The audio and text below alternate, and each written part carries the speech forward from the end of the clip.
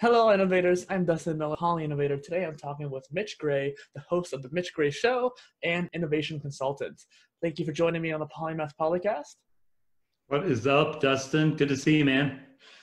All in all, it's good to see you too. I'm happy that you're here. I was on your show a couple weeks ago and looking forward to seeing that released. When I was doing the research for having you on, I finally got around to watching the episode with David Lowe.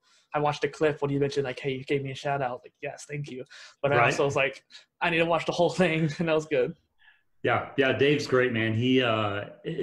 I'm sure you have found this with podcasting as well. It's been really cool, the connections you can make, just with perfectly good strangers. And then we talk quite often and we're all networking now. And so, so A, go listen to podcasts. B, be on some podcasts if you're listening to the show. So yeah, it's good fun. Dave's a great guy. Great guy. Tomorrow I'm on 2 different other shows, for example. Nice. And so please say hello to the innovators in the audience.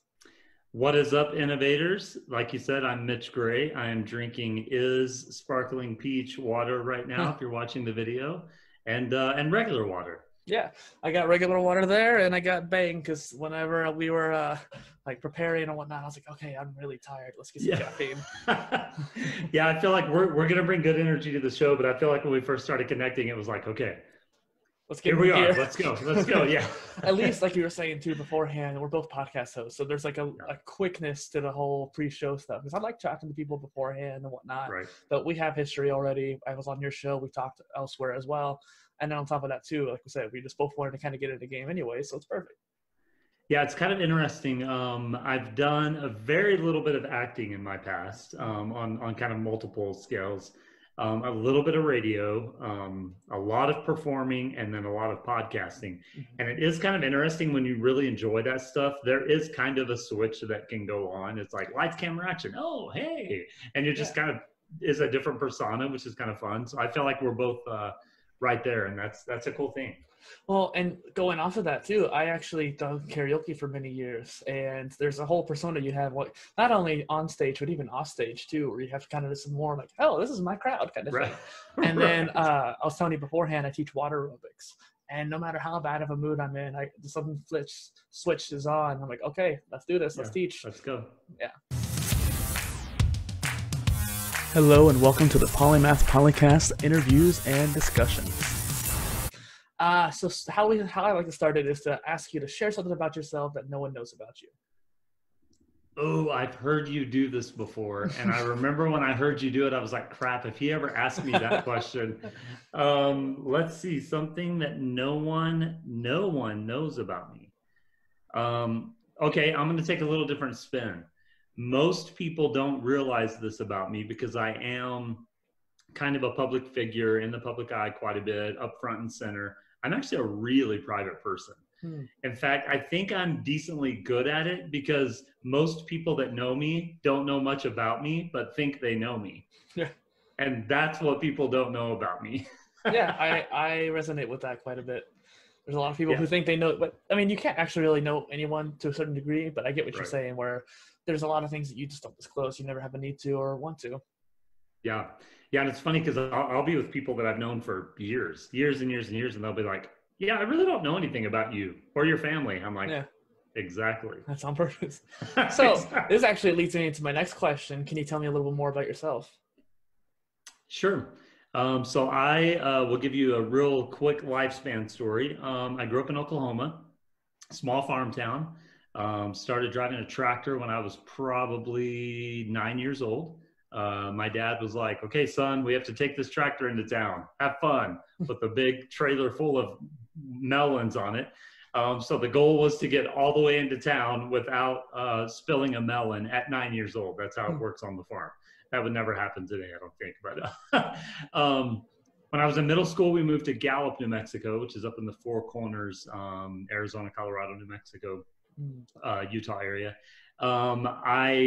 I really enjoyed that time in Gallup. Gallup is in the middle of the Navajo Indian Reservation. And when I was a kid, my mom has a sister who is married to a Native man. And we would go to I think it was his grandma's house which was also in Oklahoma, but was a part of the land that the natives there were basically pushed off to. So a lot of the houses were still really old. You had to go to the outhouse. There was no electricity. You'd wake up in the morning making sure you could move the scorpions off the bed, that type of fun stuff. But I really fell in love with the indigenous culture as a white kid from a farm town. And so when we moved to Gallup when I was in middle school, man, that was a really great experience for me because I got to know the native culture a little better. And so I value even, you know, gosh, it's been 25 years, I guess, since I graduated high school. I really value that experience to this day. Yeah, I had our first kid when I was right after I graduated high school. We got married, moved to Texas. I went to seminary. All I wanted to do since I was 10 years old was be a preacher. And so the only way I believe you interpret dreams based on your perception of the world at that moment in time. Okay. My perception was very much church and Christianity, and my family was in church anytime the doors were open and serving church, et cetera, et cetera.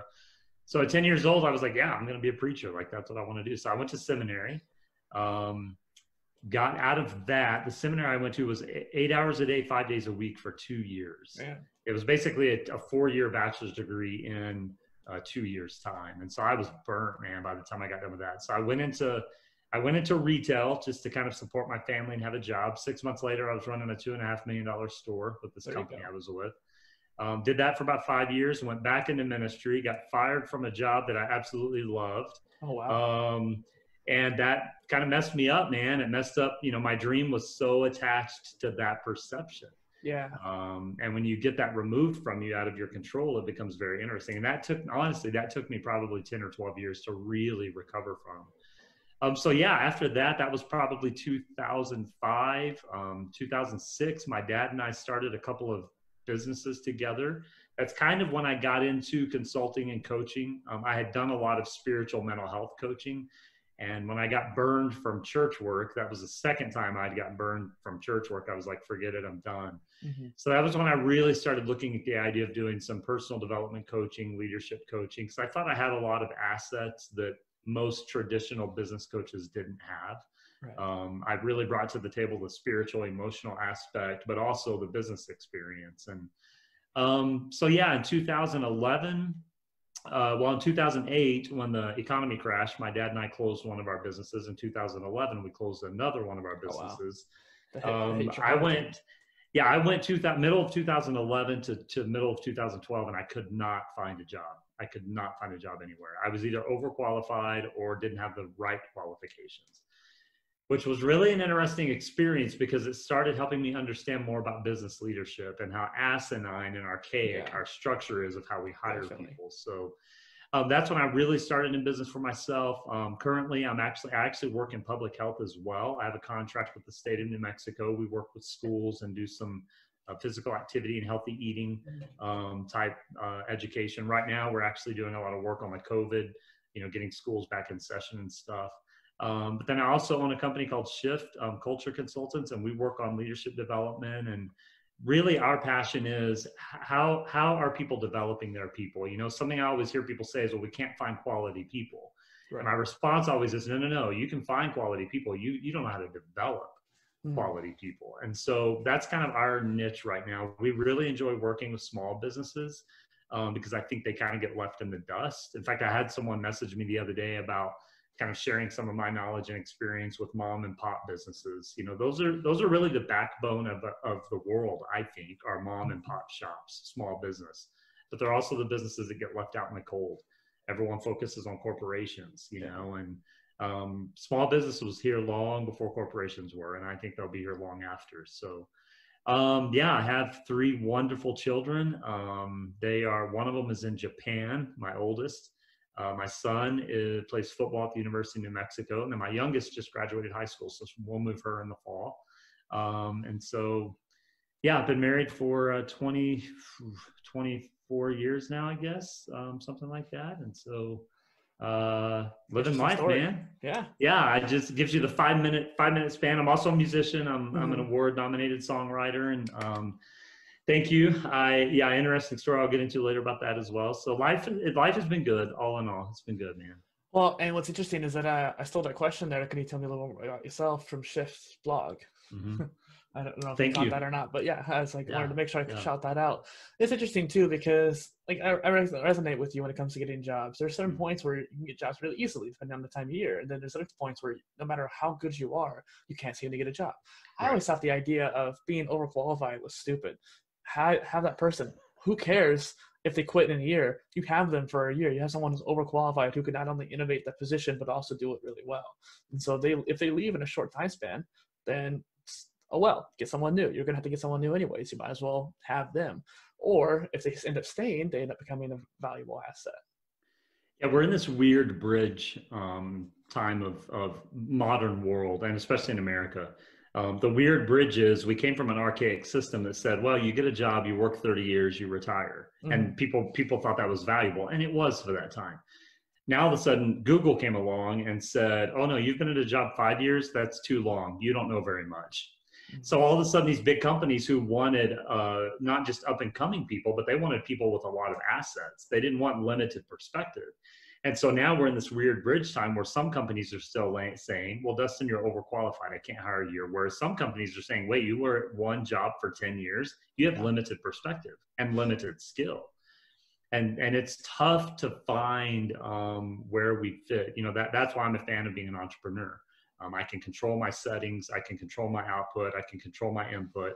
It's a lot of hard work. The myth to being an entrepreneur is that you're going to make a lot of money and you're going to do it quickly.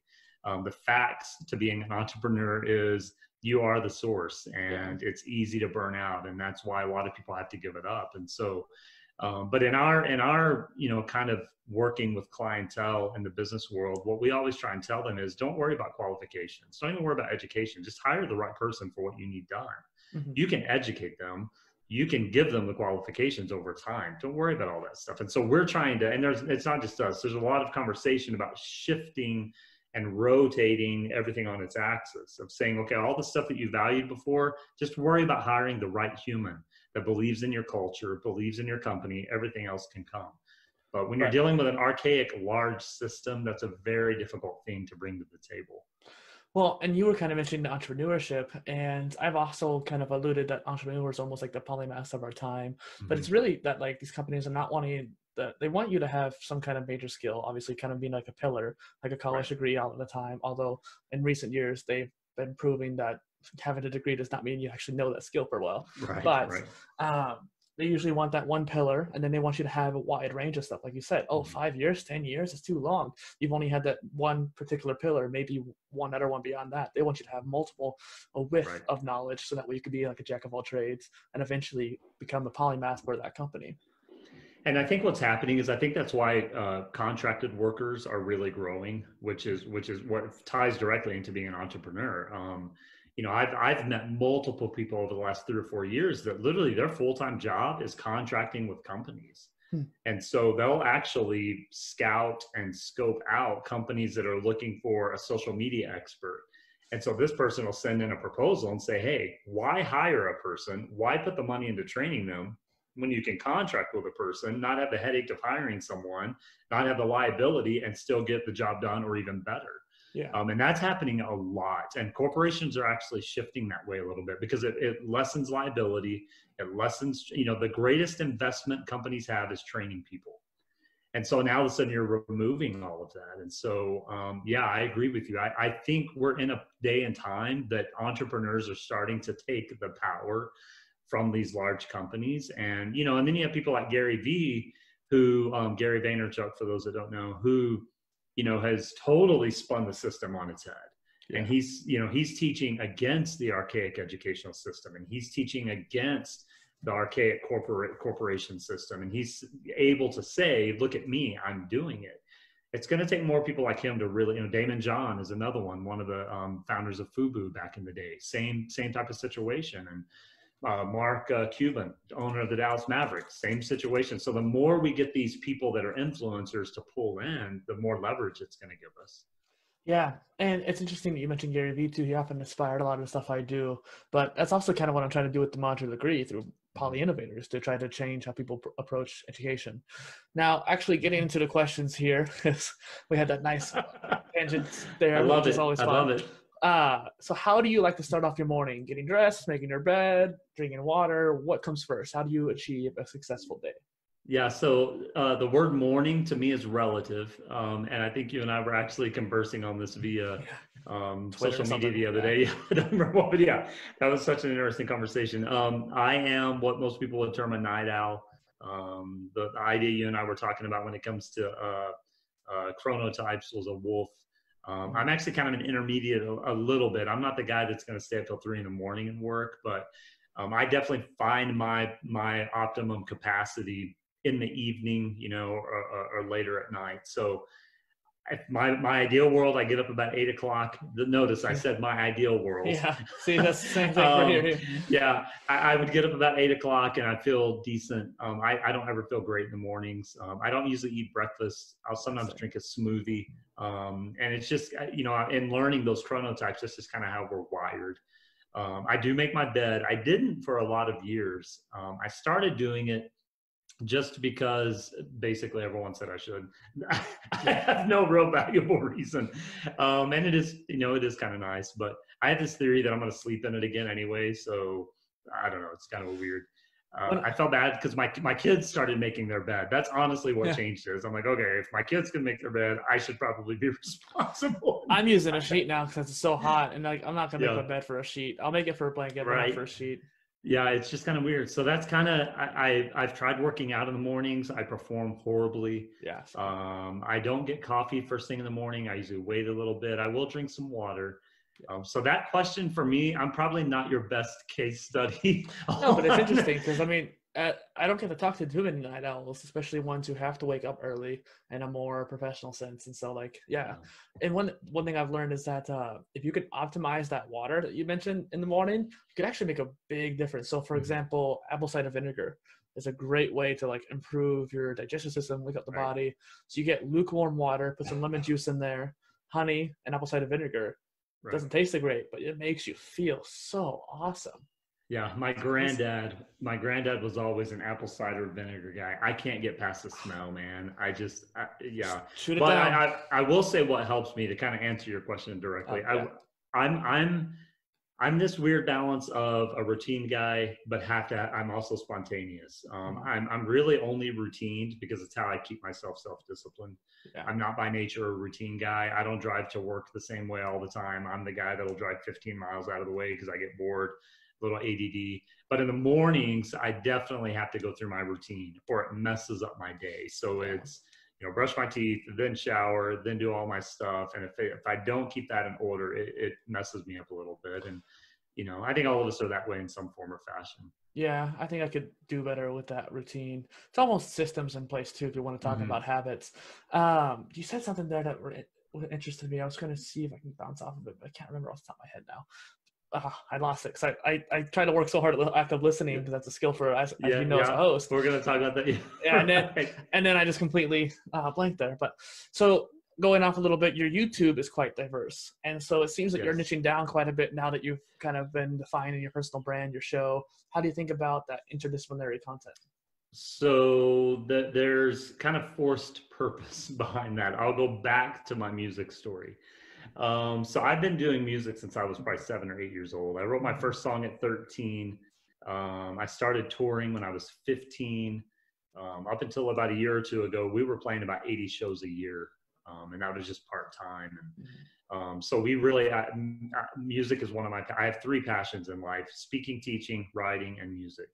I put speaking, teaching in the same, but those are my 3. They have been since I was literally 9 or 10 years old. Last year, I lost my singing voice. They don't know why. I have another appointment actually week after next. And so it's been a weird thing. I've had to talk a lot today after doing your show. My voice is already feeling pretty rough. And those that know me well, if you've watched a lot of my videos, you'll probably hear a little difference today in it just because I've had to talk a lot this week. So there's issues there that they can't figure out.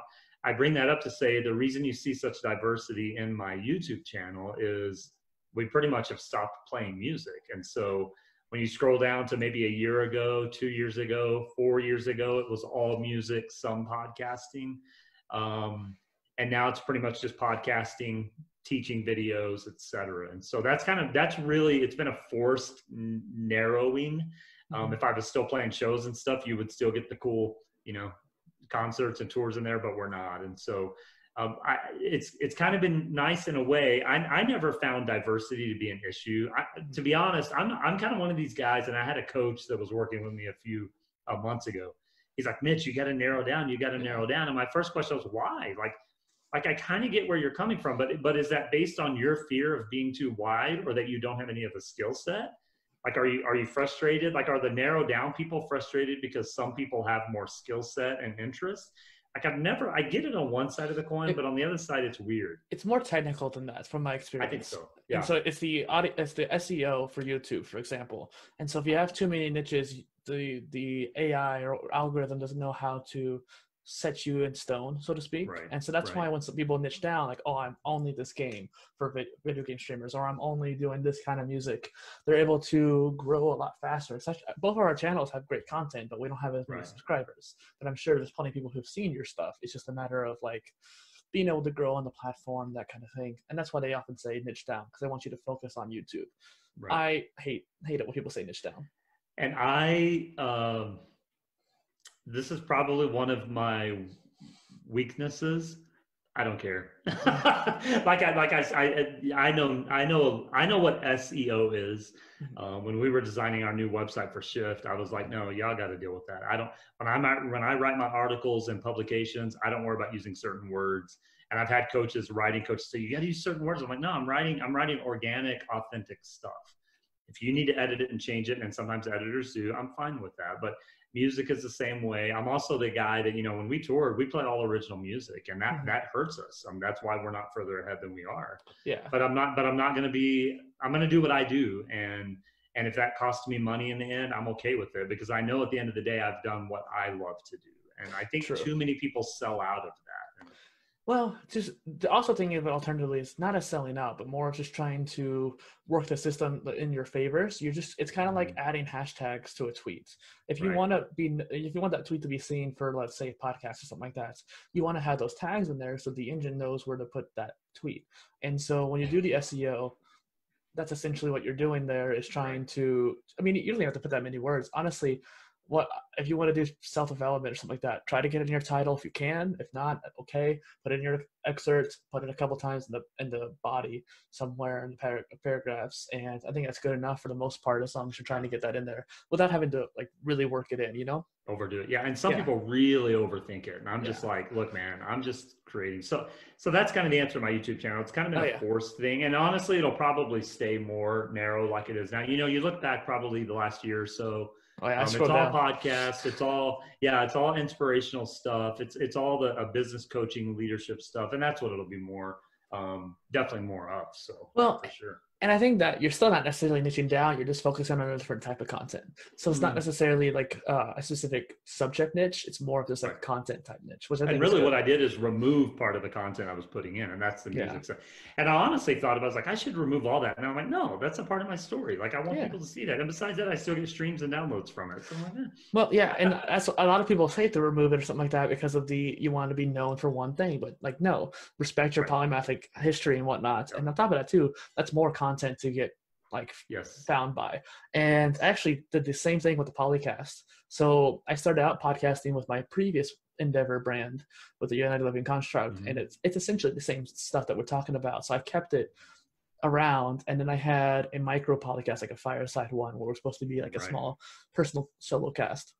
And then it was separate from my main show. And I was like, why? Why is it separate? Why am I starting over with this new one when I have a whole backlog of episodes? So I moved them all onto my new host when I started my second season. I was like, okay, 42, that's actually what caused me to start a second one. That's because okay, I have enough here. Let's do it. And so, I get you. Well, it's funny. I kind of get the same question with my podcast. 2020. So I've had my podcast for about 5 years. We rebranded about 3 years ago, maybe 2.5. 2020 was my year to only have guests. I used to only have guests every once in a while.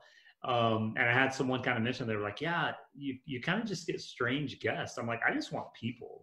Like I'm not going to put people, that's just my style. When we talked about yours, you kind of look for more of a specific, and people have their different way. But my thing is, I want to tell the story of humanity, because if I have country music artist Will Bannister on, he has a story that'll relate to somebody. When I have you on, you have a story that'll relate to somebody. When I have Dave on from the UK who came over and lived in Texas, he has, all these people have something to bring to the table. And my overarching goal as a human is to bring unity among humanity. Yeah. That ties into leadership development. It ties into podcasting. It ties into music. It's just all about unifying. And so that's why I find a lot of joy in diversity. That probably relates to the material you put out, because my brain just doesn't work in single modes. My brain goes, like right now, I'm thinking of new ideas to write about, and I just constantly. And I remember being a kid in elementary school and working on math, thinking about English, or and it wasn't just I can't sit still. It was just that's how my brain functions, and the more we can settle into that, the more advantageous it is. I think so too. And for example, the other day I was driving with my dad and my sister, and there was a whole bunch of stuff on the windshield, and like my windshield wipers weren't strong enough to really get it off. I'm like, oh, I'm gonna clean the windshield, and he's like, oh, I'll give it 30 years, you'll stop noticing it. And it's like, yeah, I can focus past it. I get what you're saying there, but I literally can't ignore that windshield there when I'm driving. I see the spots, even if I see it in front of me as well. And then on top of that, you're talking about unity is kind of your goal. That's actually what the previous brand I worked on, the United Living Construct, was about. World unity through self-development. So I think that you'd like that. Yeah, definitely. Going back to your content, I looked down and it's like you went from covering Ain't No Sunshine to talking about the art of business. How do you think about that has evolved? I don't know that it's evolved from a content standpoint. Again, I think it was a little bit forced because I didn't have a choice. True. And so because when I did first start my YouTube channel, it was all about the music. That was my way to try and put the music out there more. And so that was the genesis of my YouTube channel. So yeah, when it came to the decision to really kind of do what I could do right now, which isn't sing and play as much, but it is develop content and do videos and podcasting, I'm like, yeah, I'm perfectly okay with that, So I don't know that it's evolved a lot. I think it's just a part of who I am and a part of my story. And I think that video, Ain't No Sunshine, I think I was at a coffee shop in Lubbock, Texas, if I remember properly. So I think those cool experiences are a part of the story, Yeah. Well, and what's interesting is I think this is what I was actually thinking about earlier that I mentioned is that there was a quote that I really like from a show called A Legend of Korra. Really nice show, good philosophical episodes. And one thing they said in one episode is that when you hit your lowest point, you're the greatest subject to change. Like you're most open to change. And I think that's what happened to you when something happened to your voice. You're like, crap, this is like my main tool that I wanted to use for this. Right. And now I have to find some way to adapt. Yeah, it's forced change is the most humbling because it's totally out of your control, and it hasn't been easy. And like I said, I've been singing and doing music since I was a child, and it's to be honest, I'm still not settled with it yet. We still have band practice. We're actually working on a new album right now that I wrote for almost 2 years ago, and we're just now, because we have a new vocalist in and everything. And to be honest, music has always been my healing place. It's always been my serenity, and what was my healing place has now become my point of frustration. Yeah.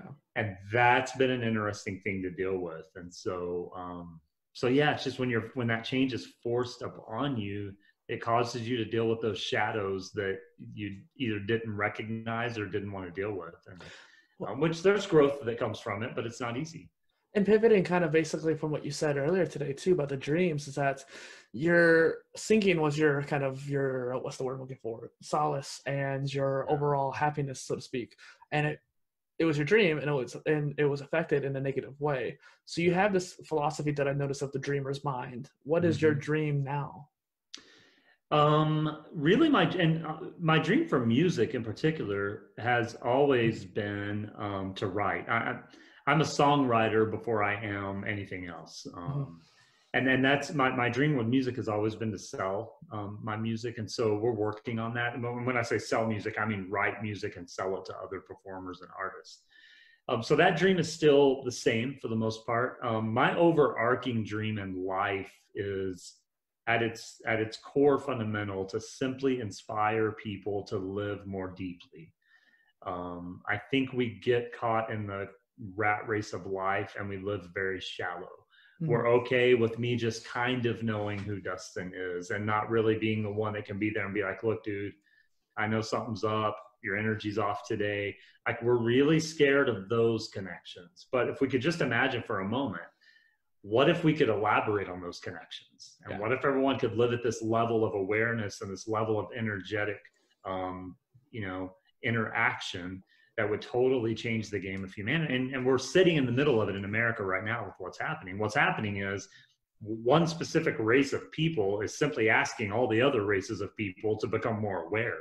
Mm-hmm. Like, that is the gist of what's happening.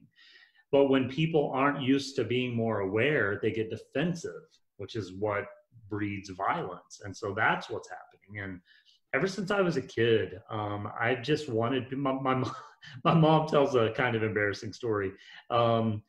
She would say, Mitch, when you were a kid, you would always want to share your toys. And if someone wouldn't receive what you were sharing, it would make you cry.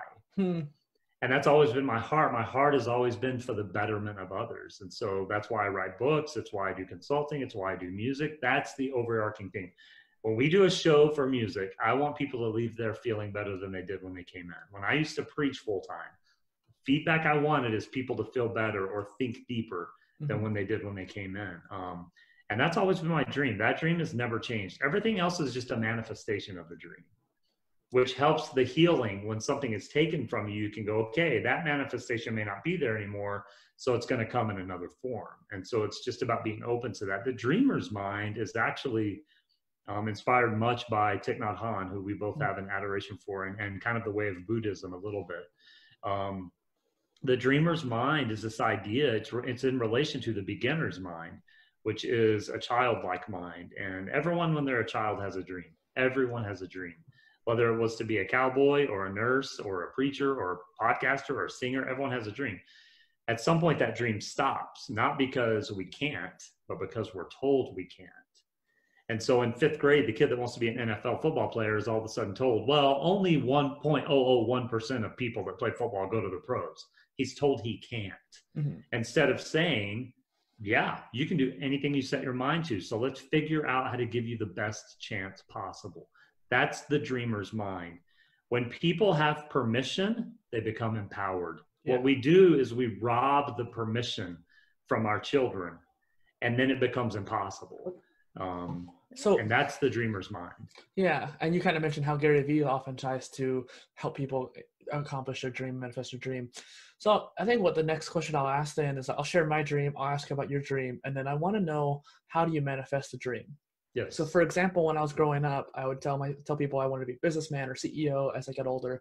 And then the actual deep part of it was a CEO of an international company driven to innovate technology and ideology. That was always my dream. I still think that I'm going to achieve it one day.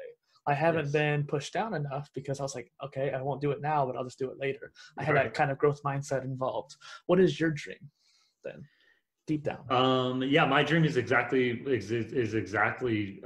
what I just said. To literally, I want to see people living so I view life as an ocean. We can swim in the shallow water. We can swim in the deep water. I want to see people swimming in the deep water. I want to see people going, okay, yeah, I don't have that perspective. Can you teach me your perspective?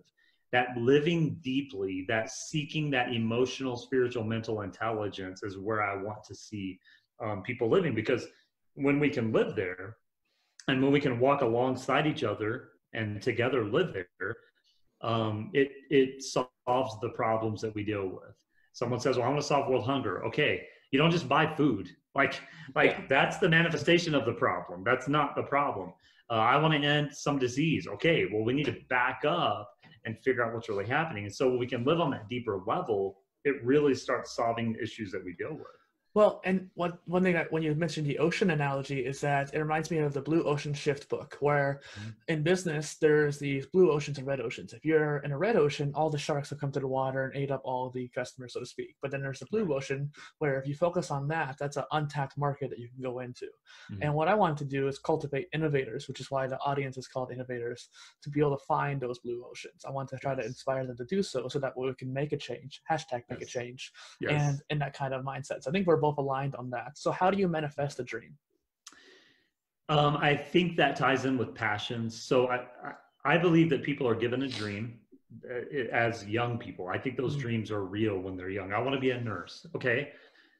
Normally that dream is connected to a passion. So if you see someone that says at a young age, well, I want to be a nurse, you're probably going to see a caring person, someone that looks out for the well-being of others, someone that really wants to see others heal. And when they're hurt, they go and they put an arm around them and take care of them. Their passion is the well-being of people. And so when we're talking about manifesting the dream, what we're really talking about is how to bring our passions to light. For me, my passions are, again, speaking, teaching, writing, and music. And really the music is also tied in with the writing part. So every time I sit down to put material together or to create something new or to write an article or to write a new book, I'm thinking about the idea of how is this going to better humanity? How is this going to cause this business leader to entertain a different perspective? Let's go back to the example we mentioned earlier. Mitch, I can't find quality people. I can't find good people. I can't keep people. Everyone quits. Okay, can I offer you a new perspective? The new perspective might be it's not a them problem, it's a you problem. Yeah. And so then that becomes my passion for helping people, just allows me to manifest in a variety of areas. I think sometimes where people get confused is they go, I have a dream and there's only one way to go about it. No, there's never one way to go about anything. Yeah. There's millions of ways to go about it. And those paths are directly connected to passion. Yeah, and I mean, just to kind of go off the example I gave earlier, is that I wanted to create the United Living Construct as a way to unify people and find those innovators. It was supposed to be a hub of innovation. I realized that I wasn't good enough. And so when I was trying to create it, I knew that the path that I wanted to take, that I was trying to take, wasn't going to work. Maybe if I kept pushing at it for a long time, something like that. But I felt that by pivoting, by trying to manifest the dream in a different way through Poly Innovator, a personal brand, I was able to accelerate that change, at least on the time scale that I was visualizing. Right. So you're still sticking with your passion, just learning that there may be a different path. And the other thing, I was actually talking to someone about this last night. You know, we have these goals, and sometimes the goals are overarching and large and massive, like a dream.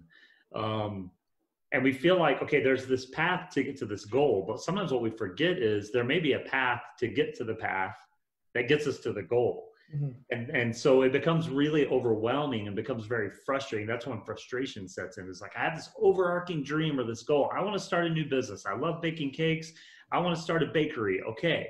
So step back for a second. Don't lose sight of that. But what's the path that's going to get you to the path to get you to the goal?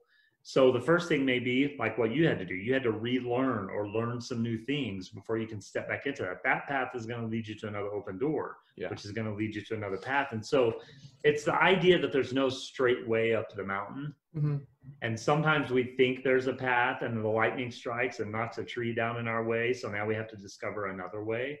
That flexibility and fluidity, which, by the way, I think is a very sacred act of being human, is having that flexibility and that fluidity to adjust. So even before you just said that last sentence that I think is powerful for people to listen to, what you were saying was making me think heavily of Taoism and going with the flow, going with the way of the universe, as you could say. And a lot of people see that as kind of floaty, but if you can really just take a step back, try not to waste your mental energy on making decisions or trying to think that you have control, the illusion of control, you end up finding that there's a lot more stuff going on that you didn't see before. And you're able to find a new path, or rather just a way of being, a way of going without thinking of a path. Like if you try to define it, try to control it into a path, then you might not actually go down it very much. But if you just go along it without thinking about it so much, you experience it a lot more. Yeah, people think it's floaty until you take them to a river that carved out the Grand Canyon. Yeah. So, and then it's like, oh, maybe it's not so floaty. You know, it's the old saying, I think this is actually maybe I don't know where it came from, but it's the saying, the mountain is a mountain and the river is a river until the river is no longer a river and the mountain is no longer a mountain. And that's exactly what we're talking about, is we are who we are until we need to be someone else. And that's okay, because that's just being adaptive to what's happening. So something you've talked quite a bit about is empowering others and coaching them. How can we go about doing those things? How can we show them new things? Yeah, the first step is permission. So many of us have dreams. Some people don't. Some people their spirit has just been stamped out, whether it's because of family situations or life or whatever.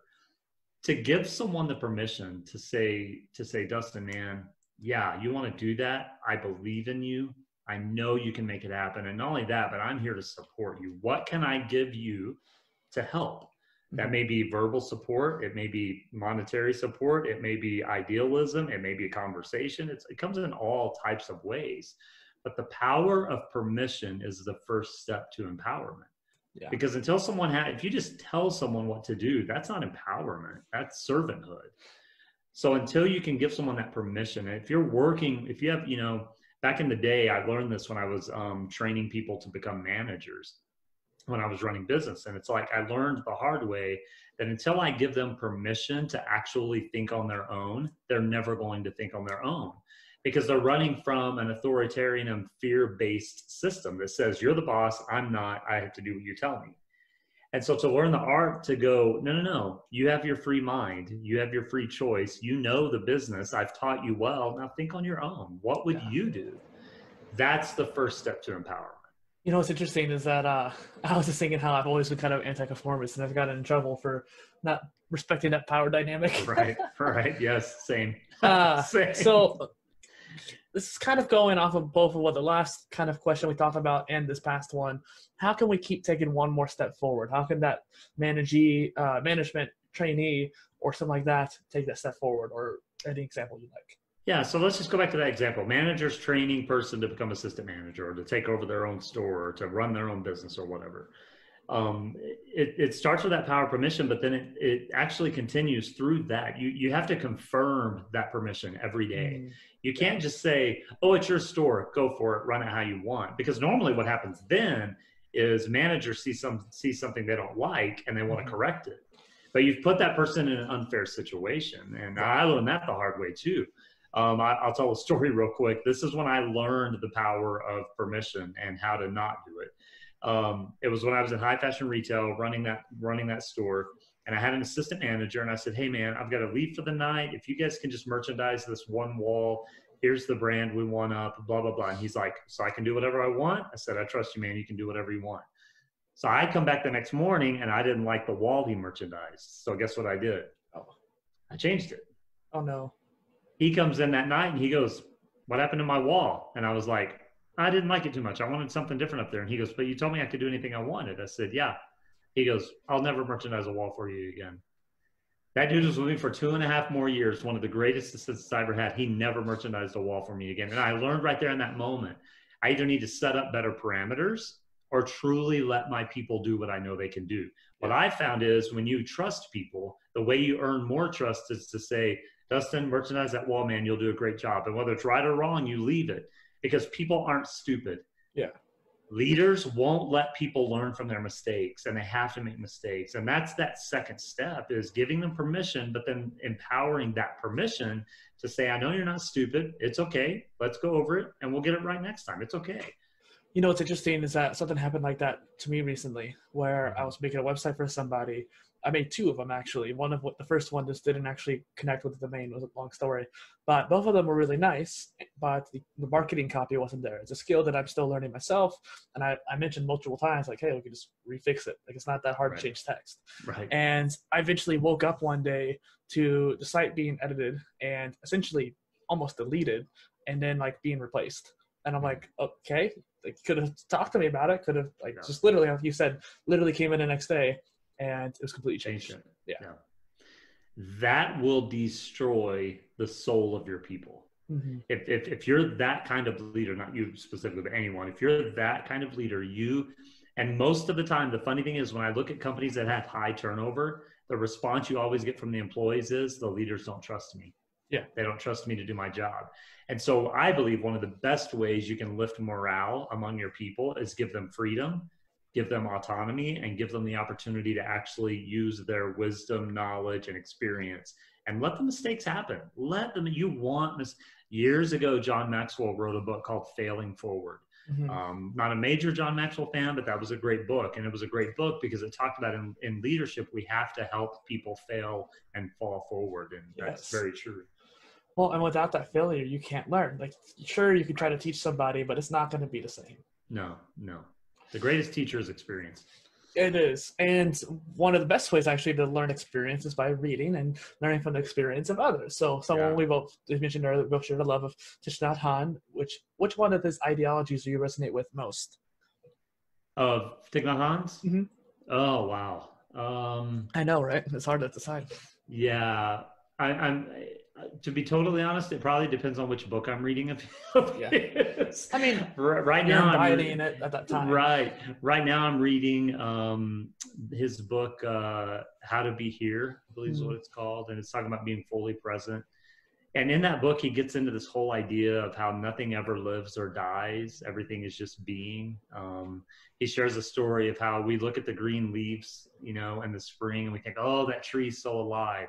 And then what do we call them in the fall? We say they're dead trees because they've lost, you know, all their leaves. And he said, really, that leaf didn't die. That leaf is actually provided. That leaf provided sunshine and water for that tree. And so it's this whole idea that I think in modernism, we've gotten to this idea that we either fear death or we welcome death, but we think that's the end point. Mm-hmm. And it's really revolutionizing to start thinking of yourself in a way that doesn't ever die. Like a legacy? You just continue in another way. Mm-hmm. So yeah, you could exchange the word for legacy. So the things I've taught my children will continue. The things I do and encourage and inspire people with will continue. We are a part of our ancestors, and our future, you know, people will be a part of us. And so when you start looking at it in terms of, we used to call it the ripple effect back in the day, that everything you say and do impacts somebody. That really changes the landscape of thought, and it changes the landscape of how we actually impact people and relate to people. So Thich Nhat Hanh is just such a,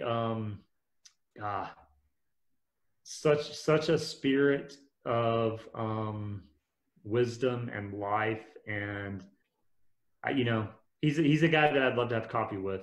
Yeah, ever in some form or fashion. Maybe I'll get him on the PolyCast. Yeah, something, because it just you know, and we have all these figures. We have, you know, Jesus, and we have you know, we could go on and on, Buddha, and we could go Dalai Lama, we could go just on Nelson Mandela. You could go on and on of all these figures. But I think the one common thread, no matter what religious belief you come from or whatever figure you follow, you see the ideologies of peace and of acceptance and of living life to the fullest, of having fun, of joy. You just see all these ideologies that are the same. And so, yeah. So pivoting from the more metaphysical to the more technical, I guess you could say, is that some actual career that I was looking at and aimed for at one point, I didn't realize you had done it at this point until like I did the research phase, is tell me more about your life as an innovation consultant.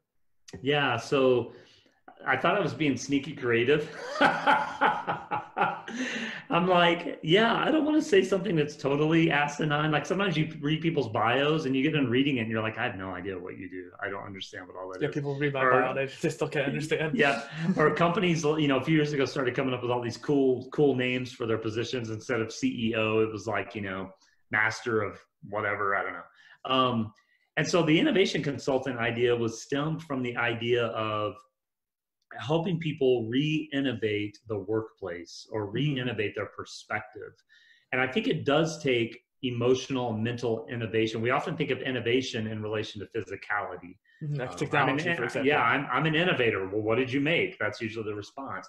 And I want people to start opening their minds to innovation as far as an emotional investment. What innovation are you using with your team? What innovation are you using when you relate to people, when you interview people? You know, what type of innovating things are you doing to reset your mind and reset your culture?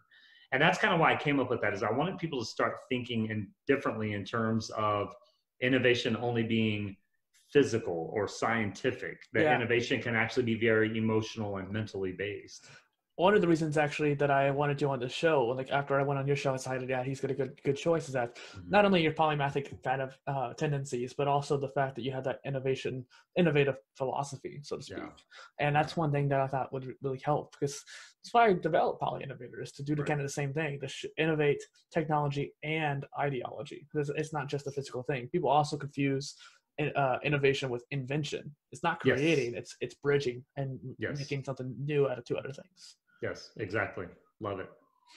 So then it also kind of talks a little bit more about how does innovation go into profitability if you want to go into business sense?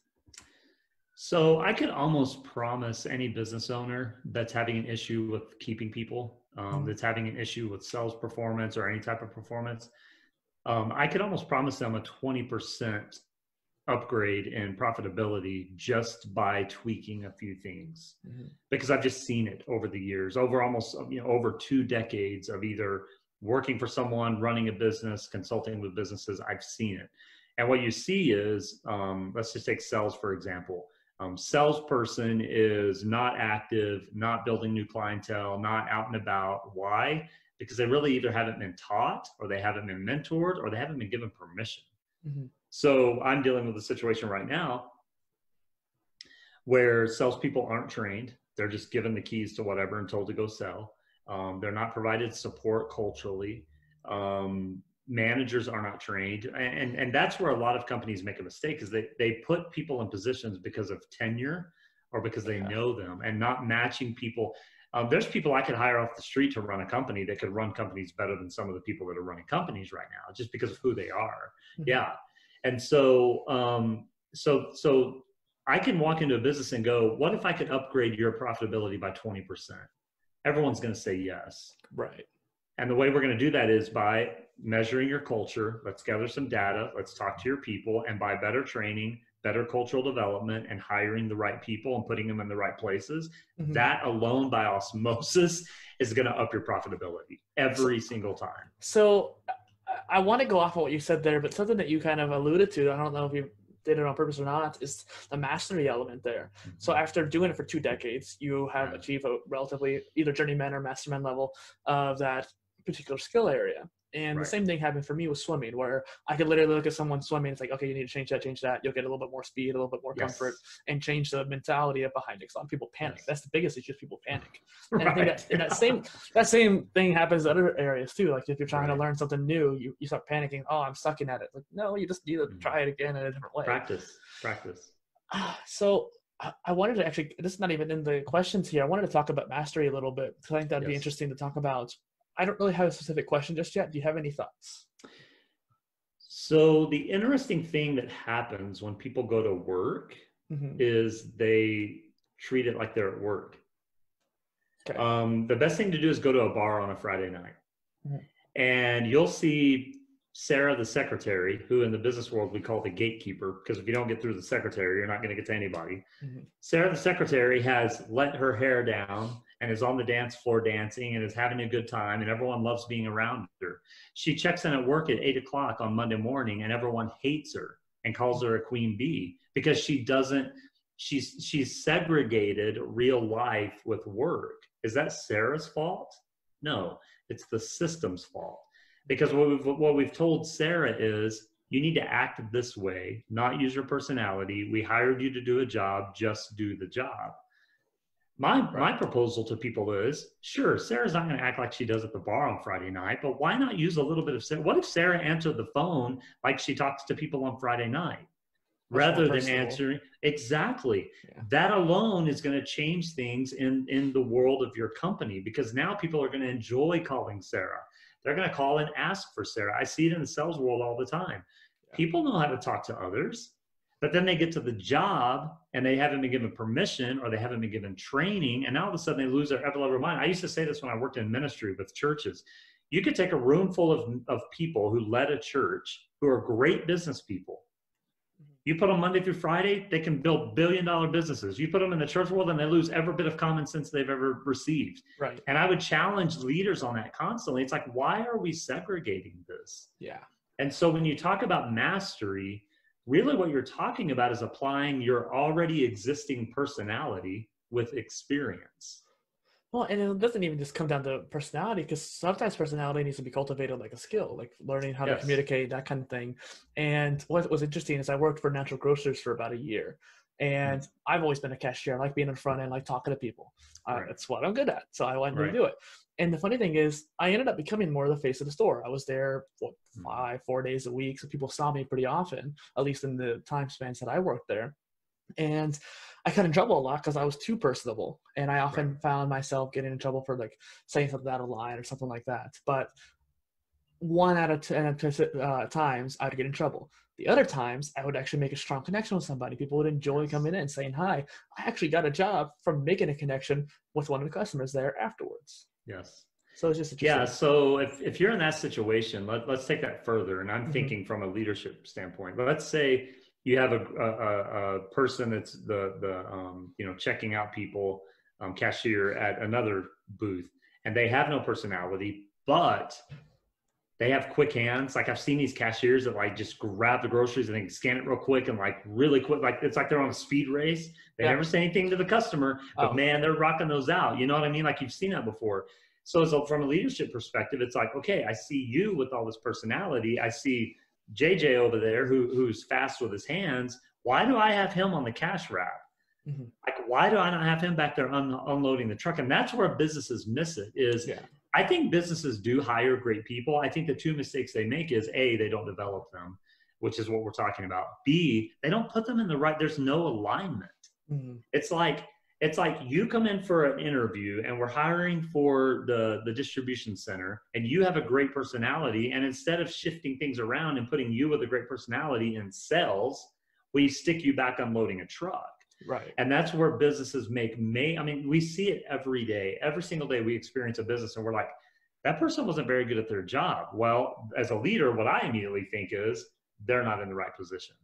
Well, and it's a matter of reorganization, Mitch. I totally agree. For example, just even this room that I'm in now, I have different furniture, the window there, the closet, the door, and you want to be able to rearrange the room in the most feng shui and flowing manner. And so I've gone through 50 iterations, but it's because I'm trying to find the most successful pathway to go through this room. Same thing goes to business organization. And going back off of the whole like cashier thing, just on a side note, I actually was one of those kids with the fast hands and I was able to scan really fast. In fact, there's a whole sheet of like codes when it comes to the produce. I actually had that memorized for the most part. And so I would see something in people's cards like, oh, you can just leave that there. I already have it scanned like 10 minutes ago. It's like, it's interesting how that can be efficient. So you're a high performer and you're looking at those high performers and it's, but see that kind of goes back to what we're talking about is my next question would be, are you a great teacher? Because let's just say you are a high performer and you're a great teacher. Some high performers, and you see this in sports, very few great athletes make very good coaches. Most of the great coaches weren't very good athletes. And there's a reason for that. For really high performing athletes, it comes so natural to them. They have a hard time communicating what they're doing. For people that maybe weren't as athletic, they had to work on the mental side so they can become great communicators of it. Sometimes you get the person that's a great performer and a great teacher. Well, those are the ones that make your great CEOs, your great leaders. And so as a leader, I'm looking at you and I'm going, okay, can this guy teach? Like, that's my first question. Like when you were telling me that, I'm like, can he teach? Because if he can teach, I want to pay him $20,000 a year more and put him in management. If anyone's listening, I've talked to people for over a decade now. Yeah, you have. And knowing your experience, you are. And so, I think that's where leaders miss it. That's really where we miss it. And so then when a leader tells me, Mitch, I can't keep great people, I can't find great people, my first question always is, well, I want to see who's on your team now, because my guess is you have great people sitting in your presence and you just don't know it. Yeah. And I think leaders often don't know how to know it. They're ignorant of what to look for. Well, Mitch, this is an interview about you, not myself, so I'm going to stop talking about myself here. But one thing I will ask you as well is, like, how does a person or a company work on leadership and cultural development in that way then? First of all, I think it takes a lot of honesty, self-honesty. I think I tell leaders often, and I learned this the hard way. When you have a problem in your company, the first place you go is to the bathroom and look in the mirror. That's the first place you go. You don't blame anyone else. You don't put the responsibility on anyone. And I don't care what size company you're running. If your company has an issue, go to the bathroom, look in the mirror, figure that out. And I think every leader needs to work on self and have a lot of honesty with self and take a lot of inventory. The second thing is equally value is feedback from your team. Please don't do it anonymously. That's telling your people that you really don't care what they say. you need to have enough communication with your team that you can get honest feedback. How is our leadership? How are we doing in developing you? What else do you need? What do you not understand? And don't lash out. Just simply take that honest feedback, talk with your people, and have an open conversation. So we'll call that communication. So I think the first thing is honesty, vulnerability with self. I think the next thing is true, open, honest communication. And then the third thing is implementation. I've seen leaders constantly take good, open, honest feedback and they never do anything with it. And so then time goes by and they lose credibility with their people because their people gave honest feedback, but they never saw action. And if you don't follow up honest feedback with action, you're going to lose all credibility with your people. Those to me are the three main beginning points with developing leadership. Now I'll talk about self-development, reading books constantly, listening to great podcasts like yours constantly. Or yours. Those things, those self-growth things have to continually be taking place. Well, Mitch, and we talked about Gary Vee earlier as well, and he has that kind of same philosophy when it comes to having that interpersonal relation. And I remember watching one video, he doesn't talk about it very much, but he literally, at least for as best he can, considering his companies are growing so big now, but he tried to meet with every single employee, at least for a couple minutes at a time, to see how can I help you? What are you trying to work on? What's the problem with the company? Like, how can we get this better? And that just dramatically changed the atmosphere of the company culture. Yeah, and you're right. He's to the volume now. It's getting almost impossible. But I have had the fortune of meeting and conversing with a few people on his team. And they say, they still every once in a while see him. They definitely still see people that are directly tied to him. And so he is a really great example of being in the middle. He's a guy that gets his hands dirty. He is not afraid to get his hands dirty. And that's something else I've been really passionate about telling leaders about. I'm like, if you're running a clothing store, you better be out folding jeans. Yeah. If you're running a car sales auto group, you better be out helping sell cars. Like, you can't be, and I know some companies, we're talking major companies, but I love that show Undercover Boss. Yeah. And I think what those leaders recognize is, oh my gosh, A, I didn't know these problems were happening. B, my people really want to see me. They want to know the human side of me. A few weeks ago, about a month ago, I had a guy on my show. His name is Jude Charles. And Jude's expertise is taking the human story of business leaders and entrepreneurs and telling that side of the story that people don't know. And he has story after story after story about how that's impacted companies for the good, just like Undercover Boss. So just put that, don't wait on Undercover Boss, like put that into real life. They've given you the pattern. Just go do it. And go disrupt it really too. And I know that, like, Elon Musk, for example, has gotten in a lot of hot water in recent years. He likes to really play with fire a lot. But one thing you can really admire about him is dedication. He will literally go in there and start working on the rocket ships, like hands-on. He taught himself rocket science, literally, and went in there and started doing it. Yeah, I'm a sports guy, so I love watching sports. And I love when a professional, especially a professional coach or owner, and I'll mention Mark Cuban again. I don't know why today he's on my mind for some weird reason, but I'm not a Mavericks fan. But it was funny when he first bought the team, everyone gave him flack for going to the practices and actually scrimmaging. Yeah. And I'm like, no, that's like court. Yeah, that's what I want with my owner. Like, that's awesome. And so I think there are those leaders out there that are, kind of creating a shift and disrupting the whole system. Well, I remember hearing a story about him, how, like, he would just sit on I didn't hear about him doing the scrimmaging. I would just hear about him sitting on the court during the games, like right at the bottom at the bench down there. Right. And they're like, the people who was kind of his boss in a way, the board or whatever, like, you can't be doing that. Right. And each time you do it, we're going to charge you $100,000 in a fee. Yeah. And he's like, okay, then I'll just keep paying the fee. Yeah. Like, okay. That's exactly right. Yeah. Yeah. So something I ask all my guests, we talk a lot about like polymathy and overall divergent kind of mindsets, is what is a polymath to you? Yeah, I've always been labeled a Renaissance man. Like I get that quite a bit. And I have, pretty much my whole adult life. I think people see someone with a variety of interests and talents and immediately go, ooh, that's different. Yeah. Or unfocused in a way. Yes. Yeah. Yeah. Sometimes it can be a negative connotation. And so to me, that's exactly when we're talking about a polymath, we're talking about someone that has a variety of passions, a variety of interests, a variety of skill sets. And what's funny is a lot of times someone that doesn't have that ability will look at it and go, it's unfocused, or how does that all relate? Sometimes I feel that way myself, I mean, to be honest, but it is all interrelational, just because it's all a part of our story and it's how we're wired. So I've kind of gotten that my whole life. Man, Mitch, you're a Renaissance man. I'm like, I'm just me. Like, label it what you want. I'm just who I am. And I think that's really says a lot about what, about that question, what is a polymath? I just think it's someone that has those interests, and they have those, the mindset of multiplicity, and just expanding and manifesting themselves in a variety of ways.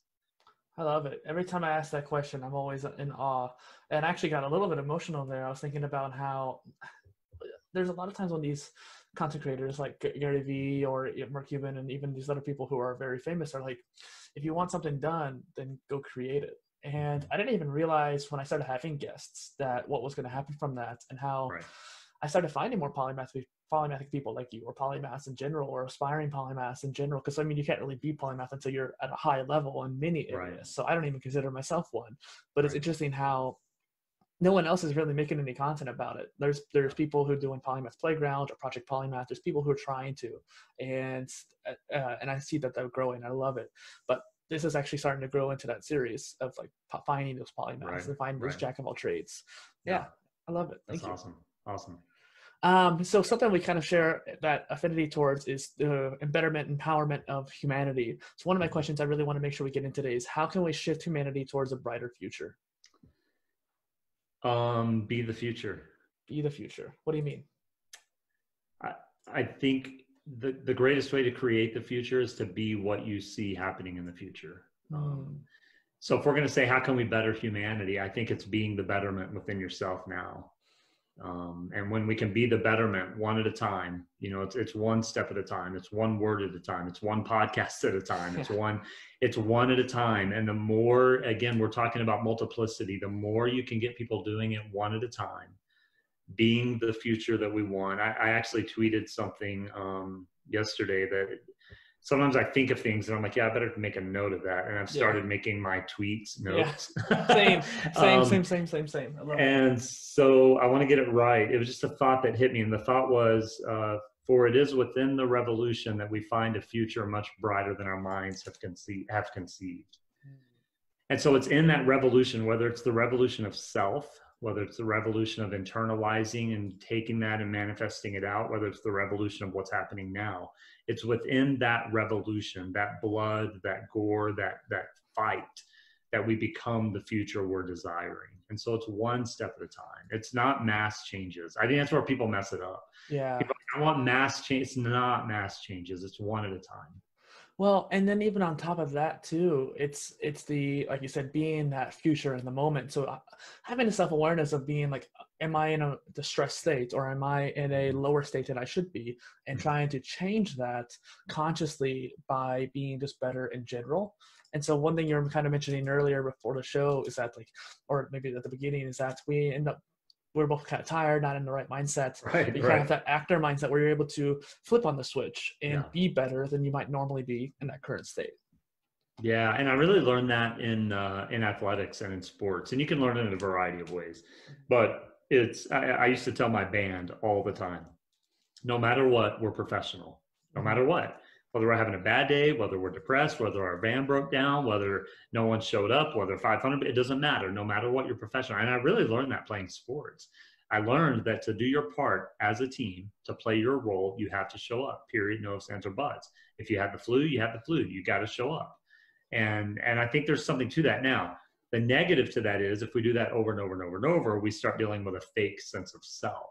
And I think that's where you see a lot of artists and creatives have this hard time of dealing with the shadow self, because they're so used to being lights, camera, action, that they get wrapped up into that and forget there's a real self that exists. My proposal is that we don't segregate any of it, that we're not really acting, or we're not really playing a role. What we're just doing is existing. And when we can just exist, then that levels all these distresses and stuff that we can have. Choosing to exist at a higher level. Yes. This kind of, it's similar, but not necessarily the same kind of topic, so to speak. But you've talked about on your online presence, the not being selfish with knowledge, or in any sense of hiding behind many people a paywall, so to speak. How do you prefer to provide value of knowledge then? Right, and I struggle with that, to be honest. I believe first and foremost that knowledge exists already. It's ours to capture. I had a guy explain it to me one time in the form of money. He said, money is floating all around you. All you have to do is reach up and grab it. Mm-hmm. And I think knowledge is the same. And we all have different perspectives. And that's why I think knowledge at its fundamental level should be free, because really I'm not offering anything new. I'm just offering a varied perspective on what already exists. A remix or a different take. Yeah. I do struggle. I heard a story a long time ago. A friend of mine told me this, and he said, actually what happened is I'd come out with a new CD. And I said, I just want to give you one. He goes, no, I'm not taking it for free. I'm paying you for it. Yeah. And I just, what he explained to me was the culture of actually the Jewish people is we have this very racial term that people use about bargaining with people using Jewish people. I won't say it because I don't want to, but actually the idea came from is that Jewish people in their culture were so proud of their product because they believed that their creator gave them the ability to do it. So they held a high value to it. So the idea of bartering and using that slang phrase came from Jews weren't going to give you a discount because they firmly believed in what they had created. So I struggle with this whole idea of content because I do believe knowledge is free, but I also believe there is a value system. And you find that in consulting. You know, there's times that I've lost consulting jobs because I've priced myself too cheap. Because oftentimes people equate value with money. And so they go, oh, you're only going to charge us $10,000 for a consulting fee? Everyone else is charging us 20. No, you must not know what you're doing. That's a real struggle for me. It honestly, and I think it is for a lot of people. I think being upfront about that too would help a lot, but that's hard to do. And it's hard because, like, for example, I teach swim lessons, like I mentioned earlier, and there was a client that lived really far away, and I was trying to figure out how to calculate the gas mileage and making sure it's worth it. And they just literally just started paying me more for it, and I'm super grateful about that. And they were really open to my closed offness, like you in this case. They were helpful in that case, but if they weren't, I would be kind of screwed over in that sense. That kind of also reminds me of the whole SEO thing we were talking about earlier, where I've done a lot of research into that, and I have this habit of being overly didactic, and so I wanted to start teaching you about it and trying to get you to do a little bit more, so that way you weren't going behind or something like that. So you were saying now all the money is just right there for the taking. I feel that if by expanding your content and your show and that kind of thing and trying to make the reach as far as possible using SEO or some other purpose, you can have more value out of it. Cool. So we can talk more about that later, but that actually kind of brings me into the whole idea off the record. yeah. But this kind of also transitions into the whole question I want to talk to you about too, is what started Mitch Gray Media? Mitch Gray Media was kind of born out of business cards, to be honest. So I had this whole thing, man. At one point, it was probably 5 or 6 years ago. So I had my music stuff going. My new book had just released. I was doing some speaking. I was doing my public health work. I was just doing all this stuff. And I was like, I'm really tired of carrying around all these business cards because I had a business card for everything that I was doing. Oh no! Like, this is too much. It's wasteful. I never carry them with me anyway, so I'm wasting money. And so the Mitch Gray Media kind of became this umbrella of it looked more professional. I could push people to the same email, same phone number, and I didn't have to disintegrate or dilute all of my information. And so honestly, Mitch Gray Media was born out of the pain of having so many business cards. And so it's just kind of the umbrella idea that honestly, it's kind of a polymathic idea in a way, that it's an umbrella that all these things live and breathe. Yeah. It's your poly innovator in a way. It's your personal brand. And I think that's really helpful, especially for polymathic people. But I also think that just entrepreneurs in general have polymathic tendencies, I've mentioned before. And I think that because of that, they often have a hard time being successful because they can't brand themselves well. And then once you find that, I could be a polymathic personal brand, which I might need to coin that. But you should. Yeah, TM that right away.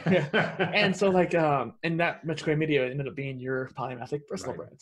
Right. So what inspired you then, besides that call to action, hey, I don't like carrying all these cards, what inspired you behind the media aspect of creating all of that? Well, I mean, a lot of my stuff was kind of being viewed as media per se. Social media is media. YouTube is media.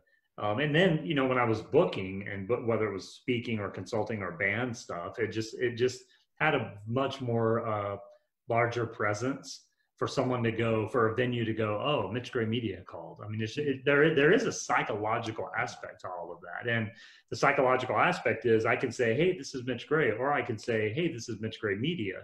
And the response you get is so much different. And I definitely wanted to brand my name.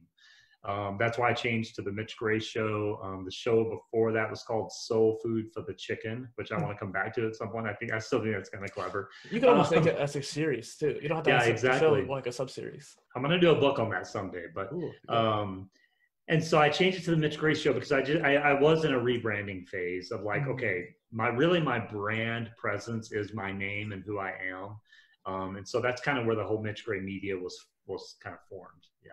I love that. And you kind of alluded to that writing in the book and whatnot. What's coming up next for Mitch Gray Media? Good question. So we've obviously got the podcast, The Mitch Gray Show, that people can subscribe to anywhere or go to the YouTube channel, Mitch Gray Media. I am working on a new book. To be totally honest, I'm probably working on 2 new books right now. I kind of tend to have a lot of irons rolling. The one I'm trying to finish, I wanted to finish it by July, not going to happen. So by the end of the year is how to hire and keep great people. I think it's going to be more interactive to really get leaders to understand a better interview process, a better prospecting process, a better development process. We're also taking new clients for Shift Consulting. People can visit our website there, shift.llc.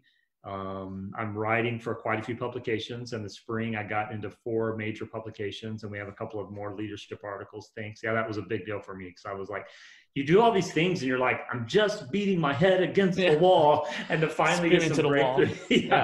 It's nice. I really want to up my video content before the show, specifically catered toward leadership.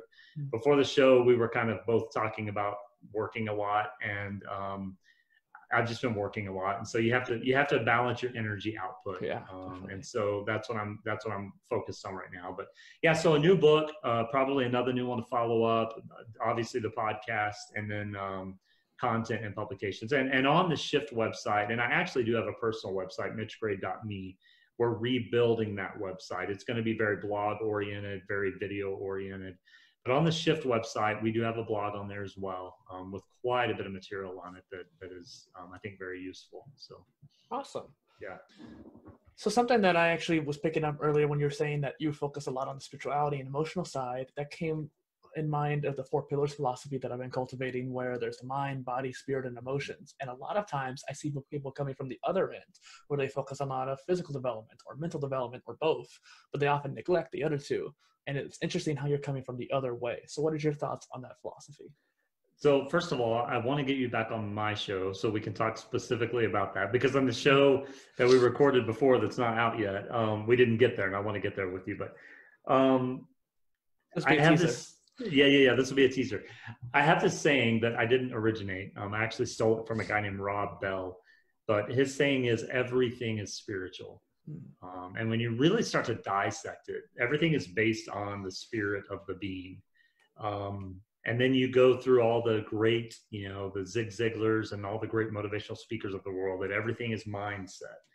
Kind of the way I look at it, if I was going to hierarchy those, I would go spiritual, mental, emotional. I think everything stems from the spiritual aspect of humanity, of the world. That's where we get our energy levels. We call them the chakras, we call them alignment, whatever. And when you can get that, pretty aligned, that greatly impacts mental capacity. Yeah. When you can get mental capacity aligned, that immediately impacts emotional capacity. And physical. And and then to me, physical is the last, because if you can get all of that right, a person's going to want to eat better. A person is going to want to take care of themselves. I made a comment the other day. Someone said, "You're going to the gym again?" I'm like, "Yeah, I've only got one body if I don't take care of it." And they were like, "What?" And so people they either only focus on physical or are so shallow on the physical, they're really not focused on any of it. Yeah. So I just always believe if you can get the spirit aligned, you're going to feed the mind, you're going to feed the emotions. And I actually look at the physical part of it as the manifestation of all of that. So if you're actually healthy within those areas, the physical part is going to naturally come, because I want to feel good. I want my body to feel good. And that feeds all of what's happening. So I've never looked at it any other way. I really haven't. Well, and I don't know if this is the polymathic mindset, but I've always tried to see them as equal. You know what I mean? Trying to keep them as equal plane. I love how you saw it from the top down. I think it's a really good way of approaching it. And we have to talk more about that on your show. And I might even write a blog post about that, your version of it, because I think that having the body as a manifestation, as kind of a happenstance of all the other stuff you're working on, is a very beautiful concept, because all these pillars interact with each other and impact each other. And that's the real kind of thing that I always try to mention, is that they're very interconnected. If you work on one, it's going to positively or negatively impact the other ones. And so a lot of neglect happens because they neglect one, like the body or the mind or spirituality. And I think that's what's interesting, is that when I've talked about the 4 pillars, I've often gone from the other end of your tower, where I've talked about just kind of snowballing it. So not necessarily manifesting, but more of just trying to focus on progress. I've always been progress. Right. So I really like how you were thinking about it in the opposite direction. And that helps expand it. I probably come from that because of my passion for, what I used to call ministry, for helping people spiritually. That's my bend.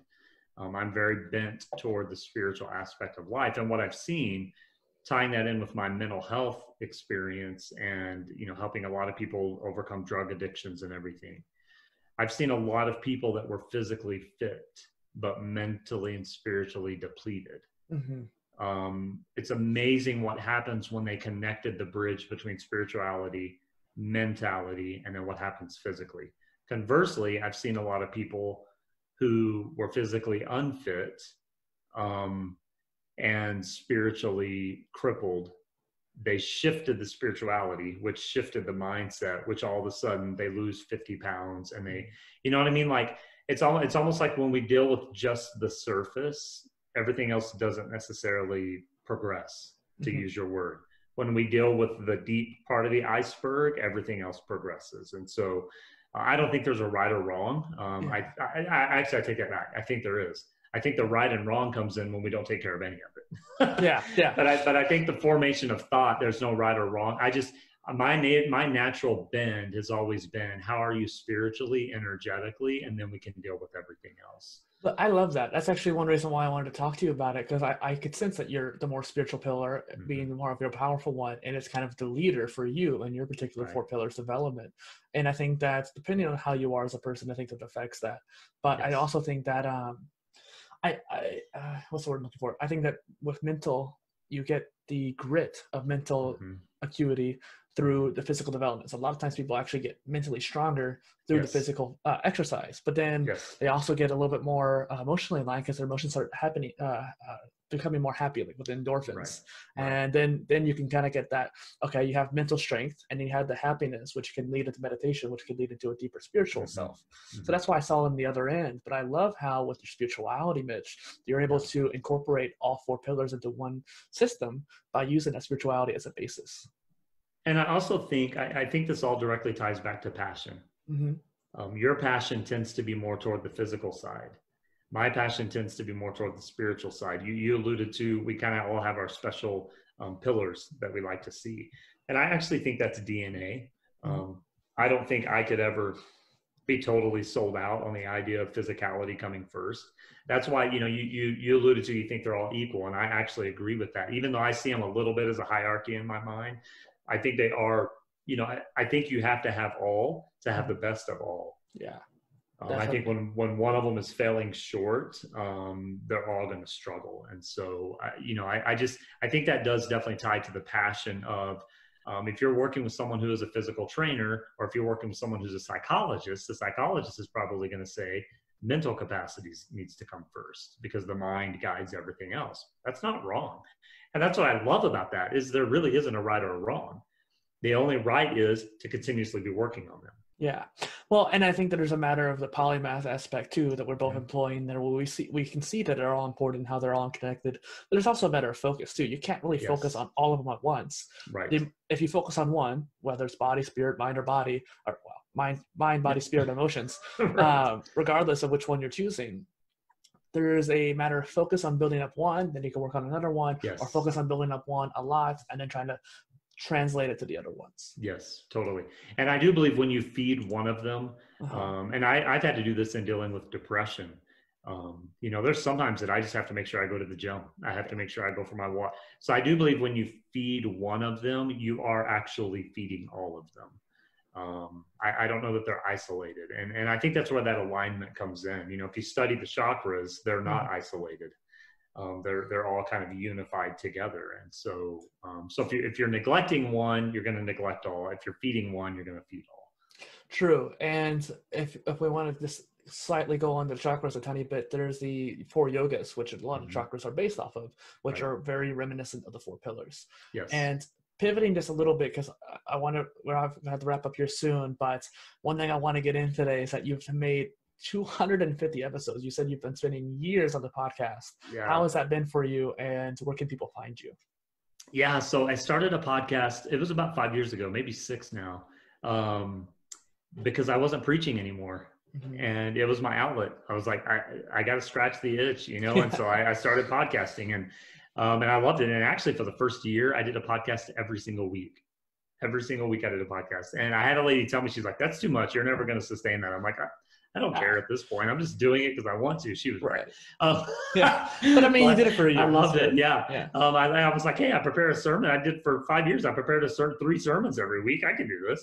Yeah. So yeah, I loved it. And then, like I said, a couple of years ago, we rebranded to the Mitch Gray Show, and I really love having guests. That's where the show has evolved. It's evolved really more into, rather than me sharing just my perspective, the idea of having people on and having this dialogue like we're having. And I think you asked a question earlier, what can we do to make humanity, better in the future? I think it's dialogue. I think it's communication. And so that's one reason I wanted to have guests on the show. The Mitch Gray Show, Gray, anywhere you listen to podcasts for the most part, subscribe and grab it. And then we also show all of our stuff on the YouTube channel as well, the video version. So which I really, we don't get a ton of hits on that, but I just like people having the option.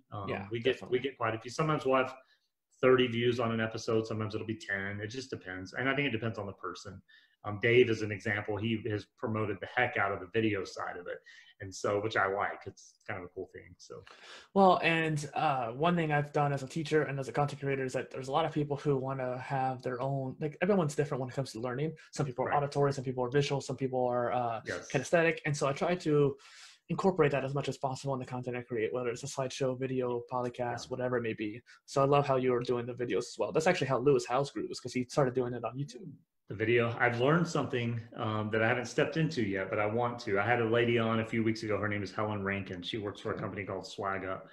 And they actually take all of their podcasts and turn them into blogs. There's like a couple of transcribing programs out there that I've never used. And so I'm talking to her about kind of how to teach me what to do, because I think that would be another, formation of what you're talking about, to turn those into blogs would be a really cool idea. I know people are doing it. I've never done it. So we'll see.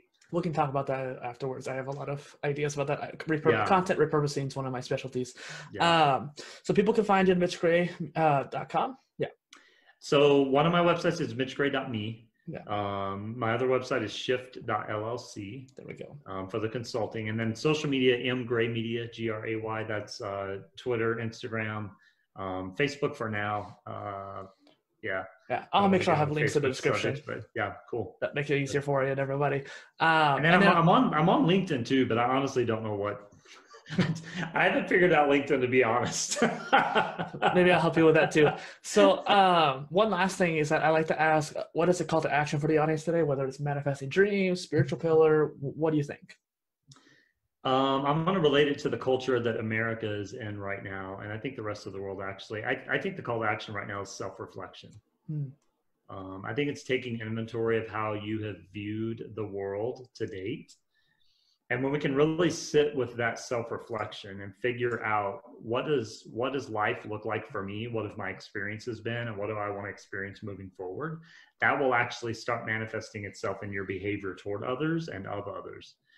So I think self-reflection is huge right now. And it doesn't matter whether you're looking at the TV screen, watching the news, or you're a CEO going to build a company, or whatever, an entrepreneur, I don't care.